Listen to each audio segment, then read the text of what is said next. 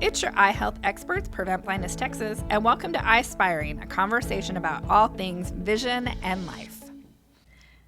Hi, I'm Heather Patrick, the CEO of Prevent Blindness Texas and your host of Eyespiring. Today, we have Mohammad Anwar, who happens to be a fellow U of H Cougar and board member with me. I can't wait to share his story. He is president and CEO of Softway and Culture Plus. That's correct. Okay. Co-author of the best-selling books Love as a Business Strategy and Love as a Change Strategy, which we are going to talk about. Awesome. He's the youngest of 5 children and was born and raised in Saudi Arabia by Indian parents from Bengaluru. Yes. He graduated from the University of Houston. Go Cougs. With a BS in computer science and started Softway at age 20. Where he still serves as president and CEO.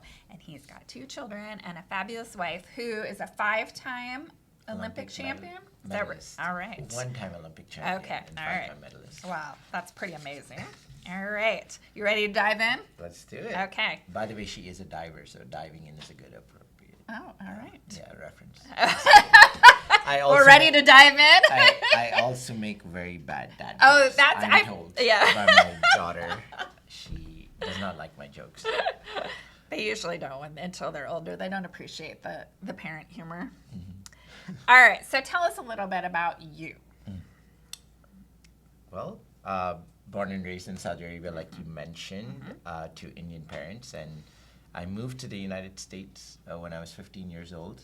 And Why? Why? Yeah, why? My dad thought it was a good idea to ship me off to a Catholic boarding school in the middle of Kansas. Wow, really? Yeah. It was a small town called Atchison, Kansas, with 6,000 people. Wow. And it was a Catholic boarding school run by the Benedictine Church. And it was an all-boys school. So my dad was like, that's where you're going. And I loved it. It was transformative for me, and I learned a lot. I got to go to school with the local students, but also a variety of international students from all over the world. So it was a great experience. That is phenomenal. Okay, so let's talk a little bit about. First, how'd you get from there to U of H? What made you go to U of H? Yeah. So I had been raised in Saudi Arabia for 14 years with my parents. Mm-hmm. My parents actually got me to leave the house at 14. I went to a school in India for a year, and then I got shipped off to Kansas. Mm-hmm. So I had been away from my family for 4 years. I had been living on my own in the dormitory or wherever just to go to school. Mm-hmm. And after 4 years of being independent, I was like, I can't do this anymore. I need to get close to family again, and I need to get a home-cooked meal. And so I decided to move to Houston to move in, and I moved in with my sister, who at the time was doing her residency at Baylor. Okay. And I figured University of Houston was the school that I'm going to go to, so I can be close to family. And that's how I ended up in Houston. That's amazing. Yeah, and I've been here 27 years now, and I consider myself adopted Texan. Yeah. Yep. So talk about how, because just even in that brief time, there are multiple cultures that you've interacted with, and that are part of you. So talk about each one and how it shaped you and your views. I definitely can attribute a lot to my upbringing and the exposure to the world and the cultures and the people that I've had. So even being born in Saudi Arabia to Indian parents, the interesting thing in the Middle East is just because you're born there does not mean you get citizenship of that country.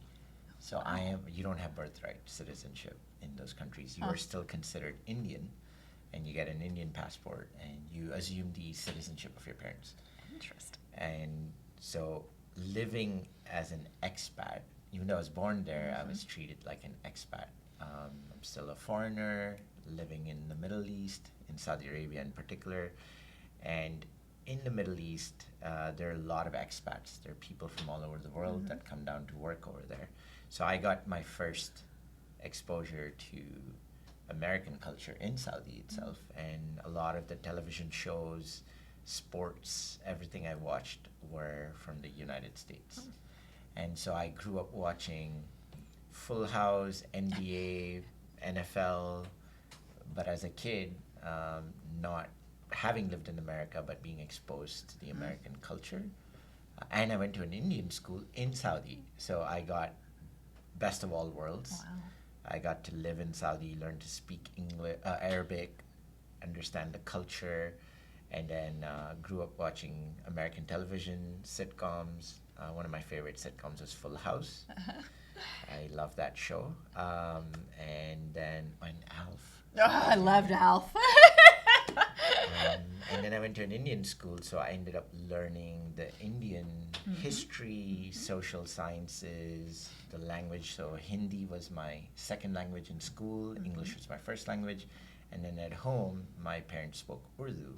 So I was exposed and immersed in like 4 different languages all at the same time growing up. So that had a lot of impact. Oh, yeah. And then, of course, moving to Kansas, it was not at all like those TV shows or anything that I had watched. What was the biggest shock, like immediately when you came to the United States, that you thought, okay, I kind of know what it's like, and then you get here and it's like, no, this is nothing what I thought. So I landed in Houston, and before, the next day I flew to Kansas. So when I landed in Houston, I was like, where are all the cowboys? Because I had watched TV shows like Dallas and Dynasty, and I don't know, all kinds of like TV shows. Yep. And so I landed, I'm like, where's the horses? Where's the cowboys? So that was number one, a surprise for me. But also I was I remember vividly landing in Bush Intercontinental and then driving, and I'm like, oh my gosh, there's so many trees here, and I'm coming from like a desert. Right. So, Right. So much greenery and trees and stuff. For some reason, I had watched the movies, the Western movies, and I thought it was a desert here as well. So that was a big shock. And then I go to Kansas, and it's all farmland. Yeah. And like hills, and I'm like, where's the people? So that was another culture shock for me. Yeah, that was kind of the shock. And then I did study in India for a year. And moving to India, I used to go there for vacations in the summer, but I never lived there. So I moved there for 1 year schooling, and at that time it was like extreme population, like people everywhere, poverty. It's a third world country with a lot of poverty, a lot of sad things that I got to witness and experience, because I feel privileged being born and raised in Saudi, and then going to India, I'm like, oh my gosh, there's people don't even have minimum, needs to have shelter or food, and seeing that poverty really kind of maybe humbled me a little bit in India, and then coming to the U.S. and seeing all of the infrastructure and the privilege and the amount of wealth we have here was another contrast for me. Yeah. So yeah, I've been on all spectrums, I feel like. So who had the most influence or impact on you growing up? Was there a certain person? That's a great question. I think my eldest brother is the one who had the most influence on me. He is 13 years older than I am, and he left home to go to school similar like me. At 14. My dad shipped him off to Florida Air Academy. Wow. It's like a military style school, but you also learn to fly while you're going to school. So he got shipped off when I was 3 years old, or 2 years old barely. So I never really got to know him. And I was always fascinated by him becoming a pilot, flying planes, and I'm like 3-4 years old, and I'm like, when I grow up, I'm going to be a pilot. Yeah. And so I really, I think, followed his footsteps. He used to be a gym rat, and so I'd always want to have muscles like him and work out like him. So I think he inspired me a lot. And coming to the U.S., I basically, when I moved to Houston, he was working for TWA at the time. Wow. TWA doesn't exist anymore. Nope. So I used to follow his footsteps. I took his guidance. The only guidance that I don't appreciate that he told me was not to become a pilot, because that was always my dream, was to be a pilot like him. And at that time, for some reason, the pilots' careers were not very good, or he had just started his airline career, and he was like, "You don't want to work in the airline," and he was like, "Go become something else." And but in a way, I'm also glad that I did not become a pilot, because I'm doing what I'm doing today. And then I eventually did go get my license. I thought you. Yes, I thought I was like, heard okay, that. I'm still going to learn how to fly. thought Even I if I don't heard do it that. as a career, Yep. I'm going to learn how to fly. So Yep. I eventually got my license. Yep. So you started a company at 20. What was that like? Like, what did you wake up one day and say, you know what, I'm going to start a company? Like, how did that all unfold for you? I think it was kind of like that. One day I woke up and I'm like, you know what, why don't I just start a company? And so what had happened was, this is post 2001. And, you know, I'm looking for jobs in the job market.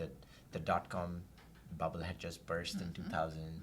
So I had entered computer science because at that time they were giving Porsche as a sign-on bonus to software engineers in 1990s. And you would be making like a 6-figure salary, getting a Porsche as your bonus, sign-on bonus, that too, to be a software engineer. So that's kind of the reason my brother pushed me into going into computer science. But then when I started is when the dot-com bubble had just burst. And after 2011, the job market, there was like kind of a economic downturn, and they weren't hiring a lot of software engineers. In fact, a lot of the jobs were being shipped off to India because they had laid the transatlantic fiber lines, and outsourcing had just started in late 90s, early 2000s. And so a lot of the software engineering jobs are going to India. And I was like, I don't want to go to India. I don't want to go to India to be a software engineer. And so I tried really hard to look for jobs, and I wasn't having a lot of success. I was in my junior year, trying to look for internships and things like that. And then one day, my brother, the same one that I look up to, he basically was like, hey, maybe we could just hire people in India, and you know, we get contracts here and ship it off to India, just like how the rest of the world is starting to do, and you could manage that business. You should think about it.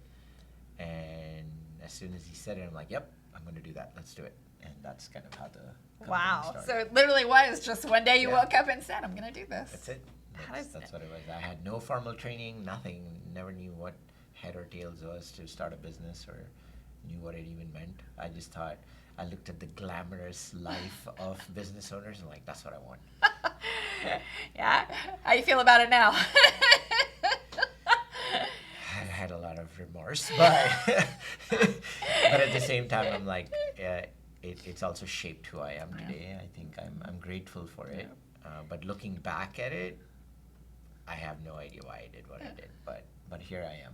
So what shocked you the most being an entrepreneur? You know, what was the most, you thought it was going to be this way, other than you thought it was going to be glamorous. Yes. And I think anyone who spends time in a CEO role, you understand it is anything but that most of the time. Yeah. But what shocked you the most about owning your own business? How difficult it was, and the responsibility to make payroll every 2 weeks was very, very stressful, and a lot of pressure. And I felt the pressure of not letting down our team, our employees, and make sure, you know, their livelihoods were not upended because of a stupid decision that I would have made. So having all of that pressure was very, very hard for me. Yeah, I think that is the part that, I mean, I've been doing this for 9 years, and, you know, they always ask that question, what keeps you up at night?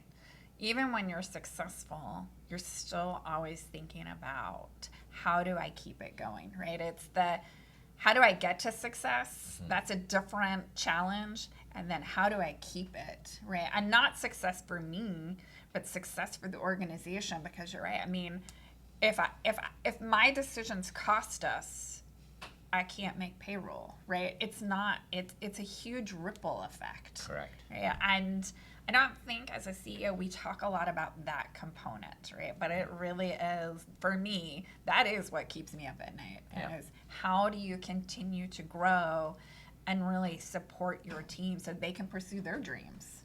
Right? Absolutely. Yep. So, what are some of the challenges as you start as a 20-year-old? Right? You launch this business. Walk me through some of the challenges you experienced that really shaped then kind of your launch into your revolution, right? Or your Sure. This epiphany that you had, because then we'll talk about kind of what that looked like for you. Yeah, I think the number one first challenge I had was a lot of the clients would not take me seriously because the first question they'd ask me is, "How old are you?" Whenever I showed up. Really? I used to lie and I used to say I'm 25 or 26. And did that make a difference? I think it did. Really? Because I would win projects. But the fact that they would be like, "You're awfully young to be running a company," was like the most common statement I would get from clients, prospective clients that I would meet.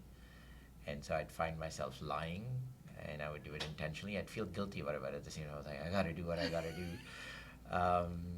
And so that was one challenge that it didn't last very long, because then I think I aged pretty quickly because of the stress. But that was one, and then the other challenge was just keeping my ego in check started to become an issue. I found myself getting very maybe entitled, and I started, as success would come by way of the business, and I would make more money, I found myself getting more arrogant, finding myself the very same people that I had started the company with, I started to see them differently, like almost like, you do what I tell you to do kind of thing. So I think ego became my biggest enemy in the journey, and I found myself making really dumb mistakes because my ego would get in the way and I couldn't like think straight or logically or what was best for the business and the people, but I tried to serve my own ego as I got more and more successful. And that led me to a point where, by the time I was 30, I had over 300 employees, and I was living the American dream, driving my fancy cars, flying planes all over Texas whenever I wanted, and I was like, this is it, I've arrived. And then all of a sudden I went almost bankrupt, and I had to lay off over 100 employees, and I found myself at loss of, I don't even know what to do anymore. I don't even know how to keep this company running. I didn't even know if I could avoid it from shutting down. So in this deep moment of like contemplation, what am I going to do? How am I going to get through this journey, which I think was self-inflicted. I found myself sitting in a football game for University of Houston Cougars and witnessed a miraculous comeback victory where we erased a 20-point deficit, and I saw myself seeing Softway through the eyes of the Houston Cougar football team, and I started to envision our own comeback, and I was determined to go back and fight for making sure Softway wouldn't shut down. And in that moment, I had a chance to see our rookie head coach, Tom Herman at the time, speak to the press. And in the press conference, he shared that he attributed the culture of love that his team practiced as the reason for them to win that night and become a 10-0 season, winning record. And he went on to expand and state that that's how you build high-performing championship-level teams, when the players go on the field not to fight for themselves but fight for their teammates next to them. And that's how you build high-performing cultures and winning teams, by espousing the culture of love. So in that moment, first of all, I was completely surprised to hear that response, but I couldn't help myself but ask myself, do I love my team? Do I care for my team the way Coach Herman described? And I didn't. And so in that moment, I had to really have a hard look at myself and recognize that our company was on the nearly shutting down, all because I had become power drunk, I had become selfish, I had become greedy, and I did not treat our people with respect and care and love. And so they weren't putting their heart into the company, and that impacted our delivery. Our clients noticed and started to fire us. And so that day was the transformational day in which I didn't just transform, but that was the day I committed to go on a journey of transformation to where I could lead with love. And that's the journey I'm on, but that literally saved our company. And that's why I'm even here today to share the story. So if you were to go back to your 20-year-old self, what one piece of advice would you give him to set him on a different path? Because at 20, you can say lead with love, and you still have no idea what that means, right? What that means. So what piece of advice would you give that you think a 20-year-old would understand, but would have kind of put him on a different path? That's a great question. I haven't really reflected on it, but what's coming to my mind right now is just treat people with respect and value them like how I at 20 was expecting others to treat me and value me.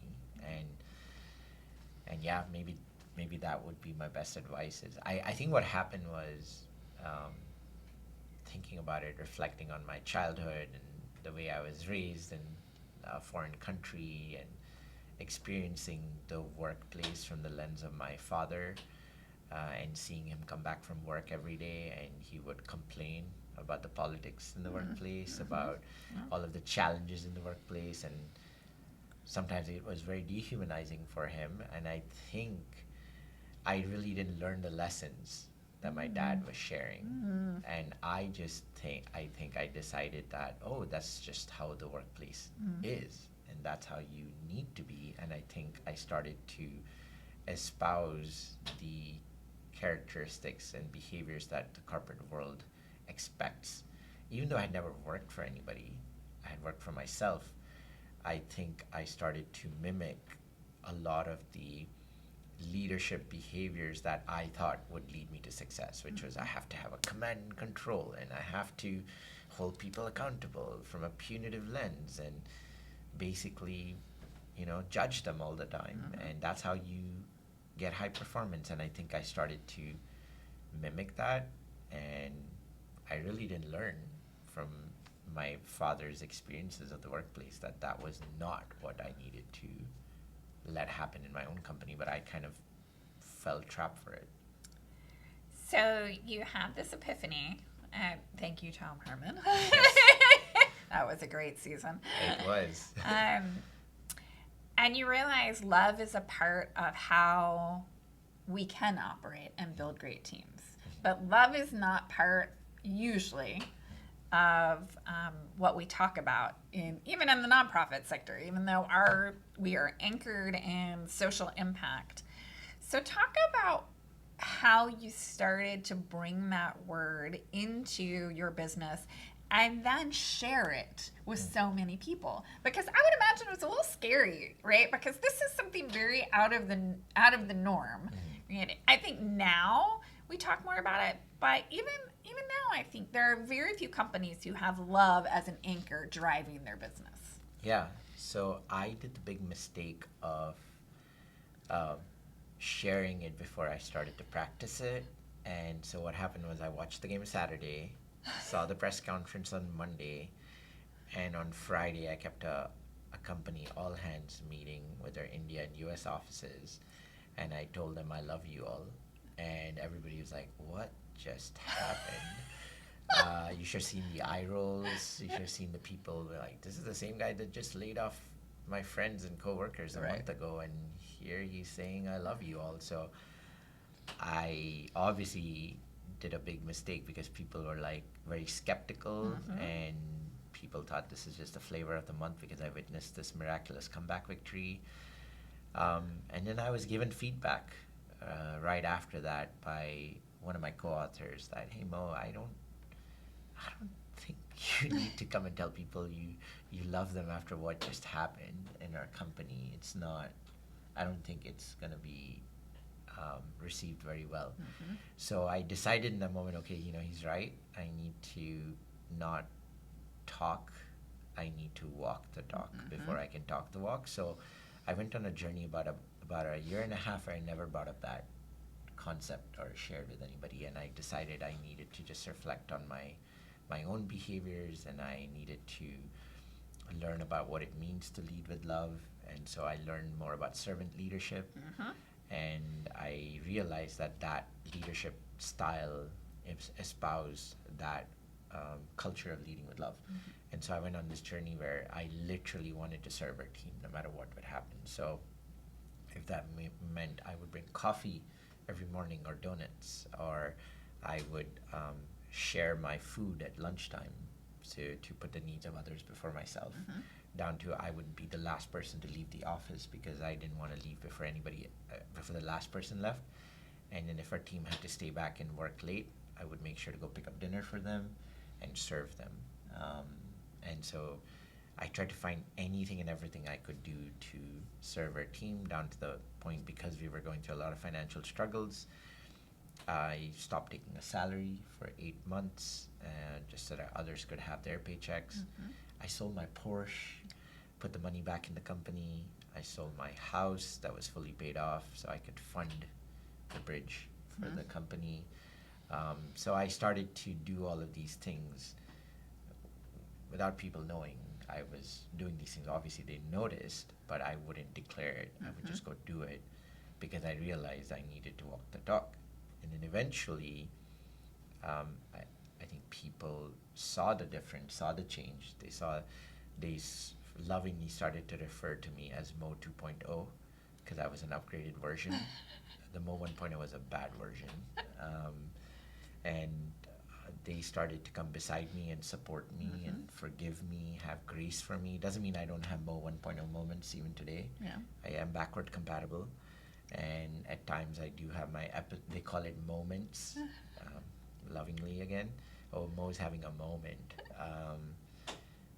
But the good news is that they have grace, they understand me, they forgive me, they give me feedback, they hold me accountable, but then they're right there beside me to make sure I don't feel lonely in this journey. So it's been transformative, and now I can see the whole organization is trying to walk the talk, and they've come beside me, and we're trying to now spread this to the world so that we can share our lived experiences and be a living example of where love can be a business strategy to achieve success. So there are so many companies that invest in culture and still don't get it right, right? What do you think is the major barrier to building a culture that drives success, but also, I would say trust, right? Trust ultimately is, I think, what defines how teams move forward, right? So why do you think people get it so wrong instead of so right? Because I think most of the time leaders of the different organizations want change, but don't want to change. And so we as leaders, including myself, lack the self-awareness that the culture that we're desiring to change was actually the culture we allowed to have. And we either created that culture ourselves, and now when we're asking for a culture to change, we like putting up big campaigns and putting these fancy words on our walls, calling them values, but we really don't recognize that we have to walk the talk. And that requires a lot of self-awareness and recognition by leaders that we have an outsized influence on the culture. We either create it or destroy it. And I think a lot of organizations struggle with their culture journeys because they have good intent, but they don't have the self-awareness of how they show up in this culture change journey and how they have an outsized influence in it. And the minute leaders start to build that self-awareness and have more self-awareness, they are more successful in creating the right cultures. So as you went through this journey, it started as a software company, but as the years have gone by, I know you've evolved. Yes. Right? So when you hear or you work with organizations that come to you and say, we need a lift in culture, what do you look at? Like, what do you assess? Yeah. And then how do you work with them to move in the direction that they want to move? Yeah, the first step that we assess is the desire and the commitment from the leadership.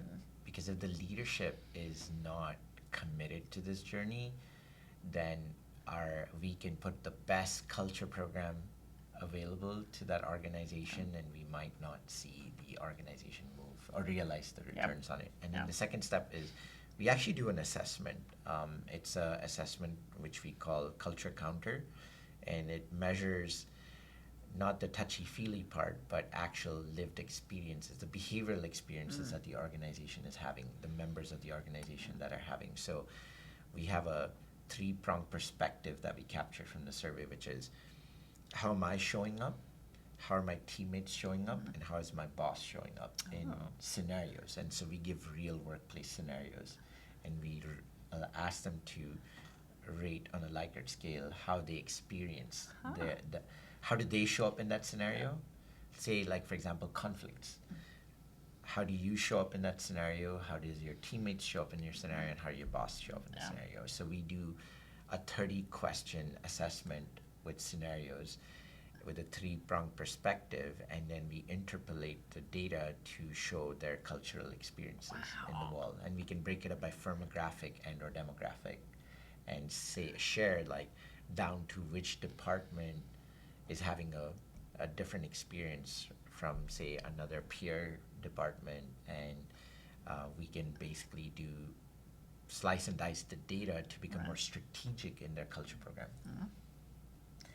And so what is there a common theme or denominator on leaders that aren't successful in changing the culture? Have you noticed, are there certain qualities or trends that happen of, like, you can go and say, you know what, no, this is not, like, I can already tell? Yeah. Or is it just really, it's kind of just all over the place? I think the ones that struggle the most are the ones that are in denial and think they have already arrived. And those are the leaders and organizations that I struggle with. They're the nice, nasty cultures where they, on the outside, are like, we are loving, we care, I care about everyone, and they're living in this world where they think they're extremely nice, and I call them toxically positive. And they live in their ivory towers with their rose-colored glasses, and they think how they're experiencing the company is how everyone in the company is experiencing the culture. And those leaders are the hardest for me to work with, because I cannot break through to them easily, because they are they've manifested this own perception of themselves being these amazing, loving leaders. And I'm like, oh my gosh, how do I cut through? Yeah. My best leaders to work with are the ones that are skeptics of love. They are so skeptical the minute they see our book or hear of me, they're like, who the hell are you? And then by the end of our conversations, when we convince them that we're talking about love in the context of a sports team and high performance, they're all game. They're all on board. And then they go on their journey, especially when they start to hear my stories of how I've led our own company down to almost near disaster, and my behaviors, especially when they read that refrigerator email that I sent to the whole company, they're like, oh, you're just like me. And then I got them. And then after that, they come beside me in the journey of transformation, and they build trust, and they're able to really get committed and get behind those cultures. Those are my best leaders. Believe it or not, if a leader is skeptical, I will take them over a leader who is toxically positive. So how do you help them understand or move to a place where Ultimately, part of performance is accountability, right? It's how you implement that, right? How you execute that. So how do you balance compassion and love with accountability? Yeah. So I think accountability for us has been trained into our mindset from schooling to see it as a punitive outcome, right? But really, in the cultures of love, accountability is not punitive. Accountability is care. And that doesn't mean we don't have harm and, stuff. It is about naming the harm, acknowledging the harm that this behavior or action has caused or decision has caused. And but we name it, acknowledge it, but out of care we help learn from it together with the people versus being purely punitive. So accountability is different in a culture of love where we call it almost like tough love, where we're able to come in and share with the people, give them feedback, honest feedback. We don't try to harmonize any wrongdoing, but we acknowledge it, we own it, we talk about it, we learn from it, but we also do it out of care because we know that we love each other and we're here to help each other, not put each other down, and we want to grow together. So that type of accountability is going to help us become better and grow together. So the intent is very clear and the trust is there. So we're able to look at accountability as a good thing, not as a negative thing. So what do you think, as you've been doing this work, and interestingly too, I think as the workforce has changed over the last at least 5 to 10 years, what do you think is most misunderstood about leadership? I think what is misunderstood most about leadership is that we equate a title to being a leader, and we don't really recognize the behaviors that are needed to become a leader. And so the best way to test this is if you ever see a person with a position or a title, they get respect the minute they get fired or laid off or their jobs change, that respect does not carry forward with the person, but it's left after their titles are stripped from them. That is the biggest problem with leadership today, is we think leadership is a title or a position that gives you that authority versus it needs to be referent in nature, where it is genuinely influential and based on true relationship and the person's behaviors, that no matter which title, which position, they could be even in the front lines and they would be more of a leader than a person holding that title. I think that's the misconception of leadership today. It's good. So in looking back, what were 2 or 3 red flags for you that the culture was falling apart at Softway, right? But you just glazed over them. Yeah, there were lots of signs. But I think the number one sign that I even see in other organizations today is at that highest level of leadership in the organization, like say the CEO or the president or executive director, and they have their direct reports, they show up to their workplace not to work as a team, but rather to work for themselves. And so I used to have this challenge where my direct reports showed up to work not to necessarily do good work, but make sure that my teammates next to them, their teammates next to them got in trouble with me so they look good. And so their way of looking good was making sure someone else looks bad. And whenever I would have my C-suite meetings, my direct reports never showed up as a team, but rather showed up to just report to me. And so they never worked with each other. They operated in their silos.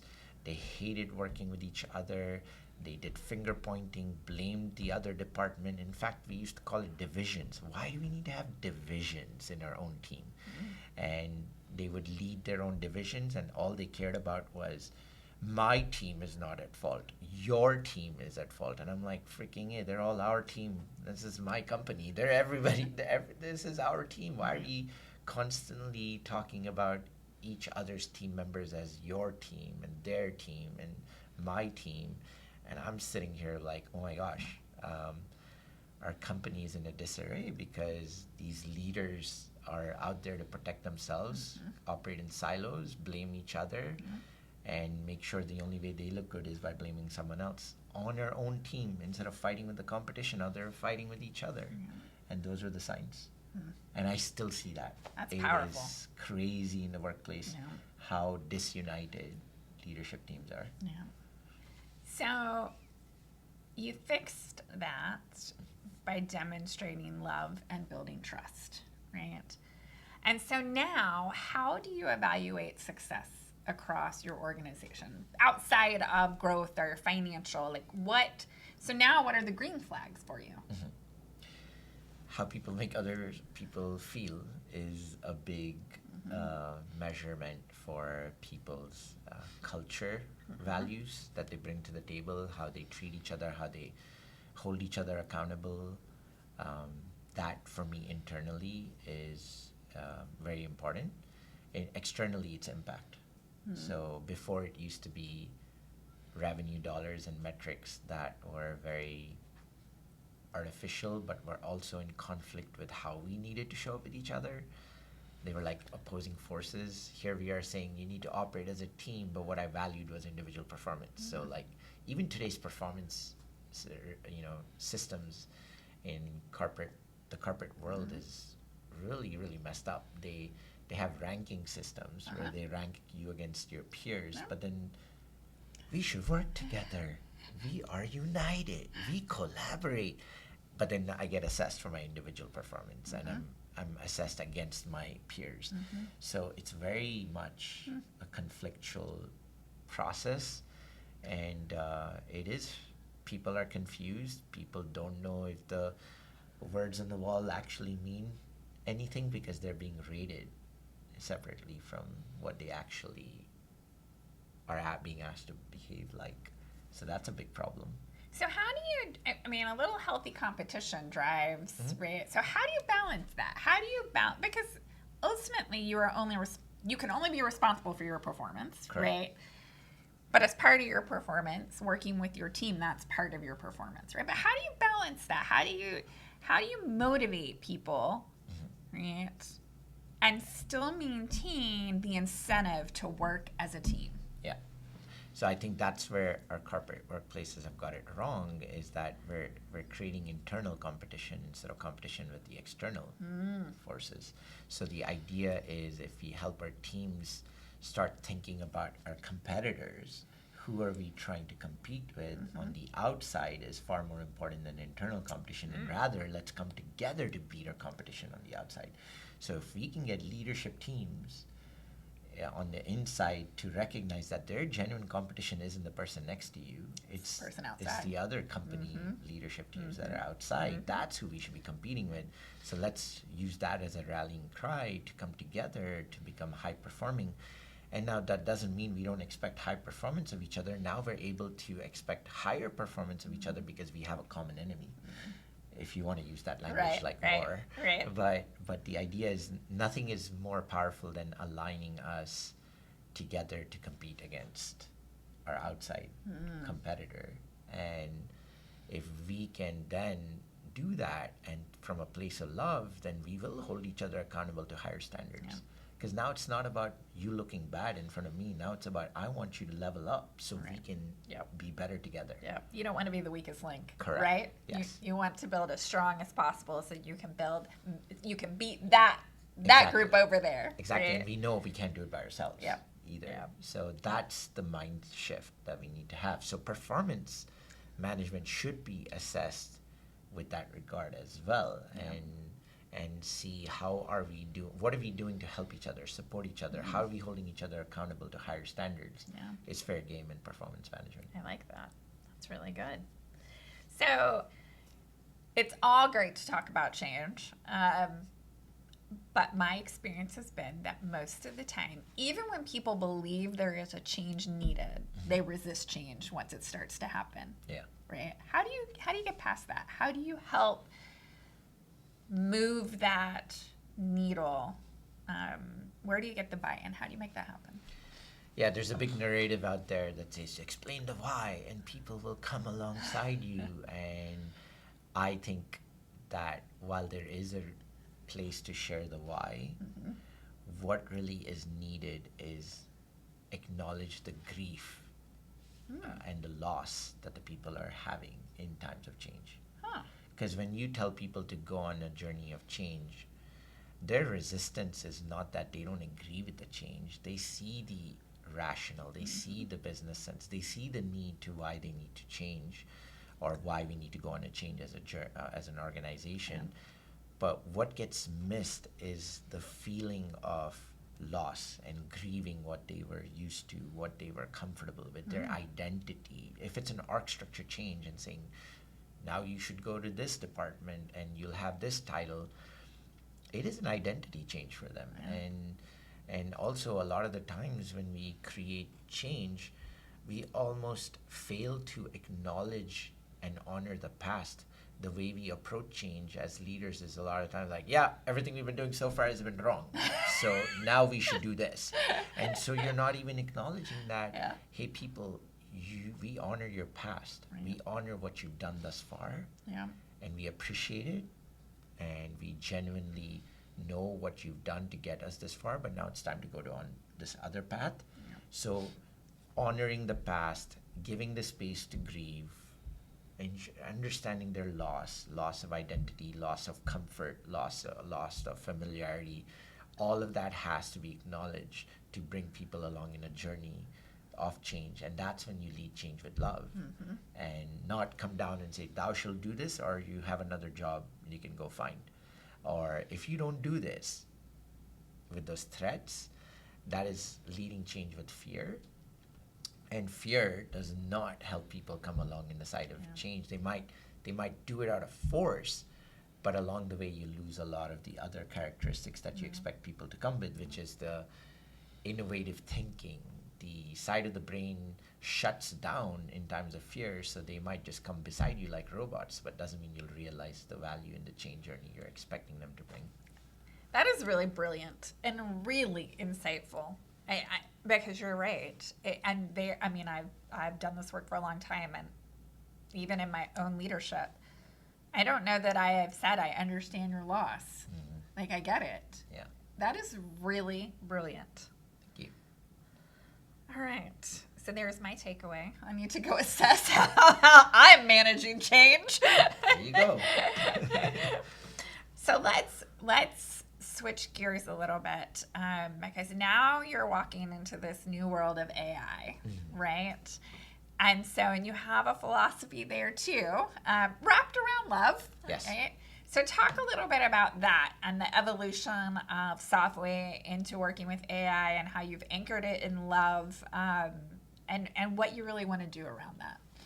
Yeah, so as you know, I started off as a software company, and then eventually through my journey, we started to offer culture services, and we got to travel the world and train. We've trained now over 8,000 leaders on how to lead with love from 22 different cities and 11 countries. We've traveled the globe, and we've had over 60 different nationalities go through it. And along the way, we realized that we had a new purpose and calling, which was to bring humanity back to the workplace through love. But then... So what does that mean to you? Yeah, what does that mean to me? So what does that mean? So if I'm the average listener, and, I'm going about my day, and I hear you say that, what does that really mean? How do we bring humanity back to the workplace? And what does that mean to you? Yeah, so what I believe and observe from my own organization and other companies is that people don't show up with their true self in the workplace. They kind of leave their humanity at the door entering the workplace. They don't believe they can be vulnerable, honest, and themselves. And the workplace has kind of sucked the humanity out of us humans in the workplace. We're expected to operate like robots, keep our emotions outside, save your tissues for your issues. Don't bring it to the workplace. We're here to do our job. Don't take it personally. Keep your emotions aside. And it's a fallacy, because the performance of an organization is impacted if you are not able to be your true self. If you're coming into a workplace with fear, you're not going to be able to bring your best version of yourself for the best outcomes for the business. No. And so when we say bring back humanity to the workplace, we believe that a lot of organizations like myself, when we started with us embracing each other's humanity. And as I got bigger and as I got successful, I started to lose my own humanity. I started to expect other people to just show up to work, do their job, collect their paychecks, and I don't want to know about your life. I don't want to know what challenges you're having. Just do your work and go. So I kind of lost my own humanity and took the humanity out of my work. Because it's easier to operate that way, right? It's easier to operate that way. In theory. In theory. It's comfortable. Right. And eventually I recognized that that was actually hurting the long-term prospect of our business. And when I was allowed to be human, I was the one who was refusing myself to be human, when I was able to come and say, you know what, I don't know what the hell I'm doing, or I need help, or I'm sorry. And I began to be more vulnerable and open and sharing my state of mind, my emotions, my feelings, and brought my humanness to the organization. People stopped seeing me as a CEO and started seeing me as Mohammad, the individual. And I think that allowed me to not feel lonely at the workplace anymore, down to I'm not dreading to go into the workplace. I'm not having Sunday anxiety. I'm able to be human, and I know my team will accept me for who I am, and they know that they will be accepted for who they are, and that has actually led us to be extremely successful. So I believe that we are trying too hard to separate our personal selves from the work selves, and the reality is that's very taxing, because we're at the end of the day just one individual. Why are we trying to be two versions of the same person? And if we are allowed to bring our humanity to the workplace, it can be a competitive advantage for us to achieve our goals and outcomes. And so now, as you're in this AI world, how critical is it with that, right, to ensure that our humanity stays? Right? So what's been happening is there's a big narrative out there propagated by the media and unfortunately real life experiences where AI is seen as a human replacement technology, and I actually struggled with that, because when I started to play with AI in 2023, I started to have sleepless nights because I recognized that my whole business is near jeopardy of existence yet again. Obsolescence is near me, because my whole business is about building software with engineers. I have hundreds of engineers who code every day. Now AI can code better than my senior engineers, longer than my engineers can, faster than my engineers can, for $20 a month. And I'm like, holy crap, my whole business is in jeopardy right now.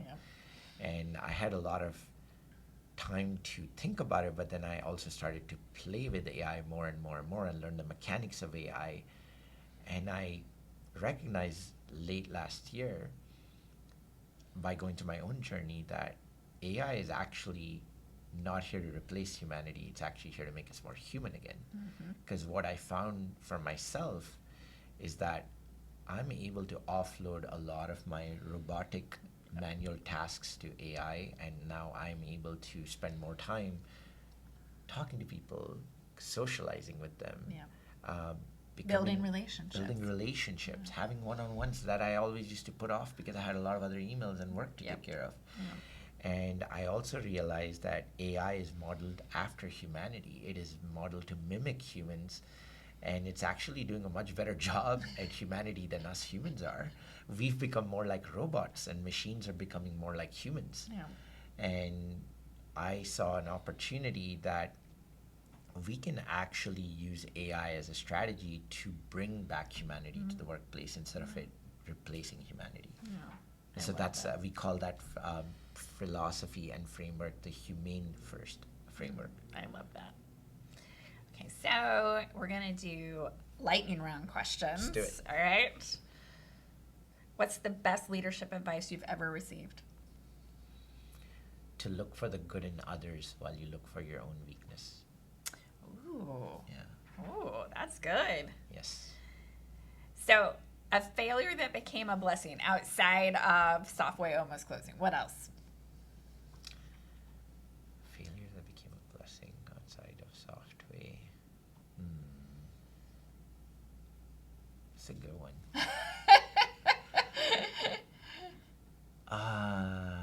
I have failed a lot. So I would think, I don't know that I have like one unique moment, but I genuinely have experienced failing fast has helped me fail cheap. I've saved a lot of Interesting. money by failing fast.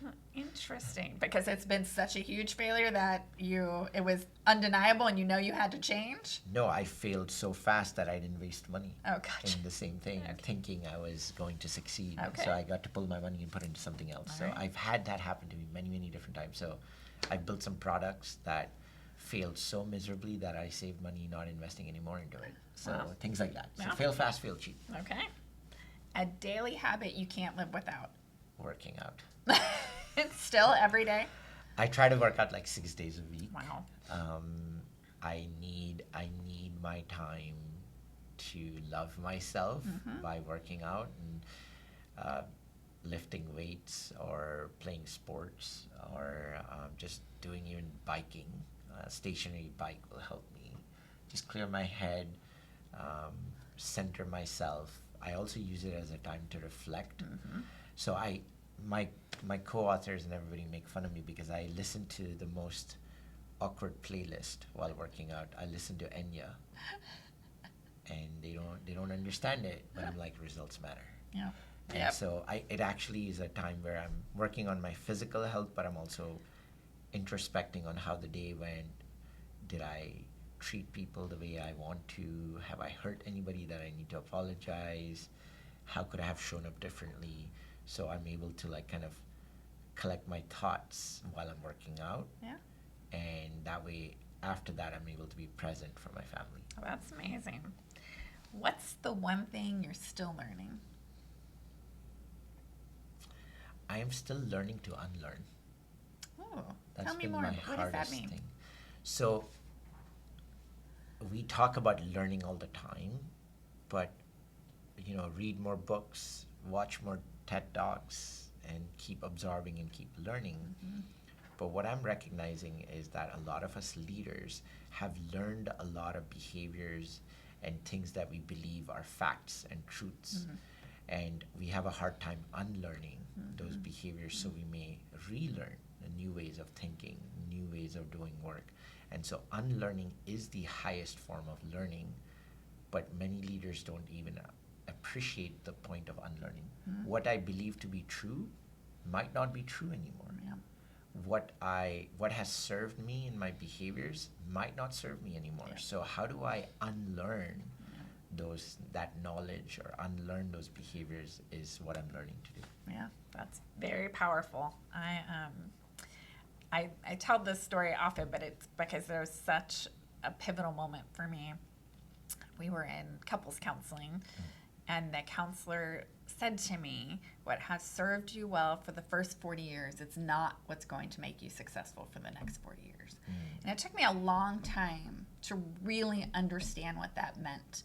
But once I did, right, it's exactly that. The things that I had learned to cope or survive or thrive and dysfunction or whatever the case may be got me to a certain point where I was successful, right? But it wasn't what was going to be fulfilling for the next part of my life. And so that has been revolutionary for me. So, wow. Awesome. Okay, so what's the one, if our audience remembers nothing else, what's the one thing you want them to take away? Besides go Cougs. I'd say the power of love. I know it sounds cheesy, but it's the ultimate strategy for us humans to be successful in our workplace, in our personal lives, in society, in the world. I think we should not, undermine or not value the power of love. There's quite a bit of unlocking potential that can happen if we recognize how the power of love can help us humans do good for the world and each other. I love that. That is fantastic. So thank you so much for sharing some of your insight. It has been great to talk to you today. Yeah, thank you for having me. Happy to have you on. As always, we are always looking for volunteers. Come join the PBT family. Reach out to us. Ask how you can get involved. Of course, we are always looking for donors and support too. But we are really this year moving into some big things. And so we would love to have our listeners get more involved. And we always end with, tell us what your vision is. Thanks and have a great day.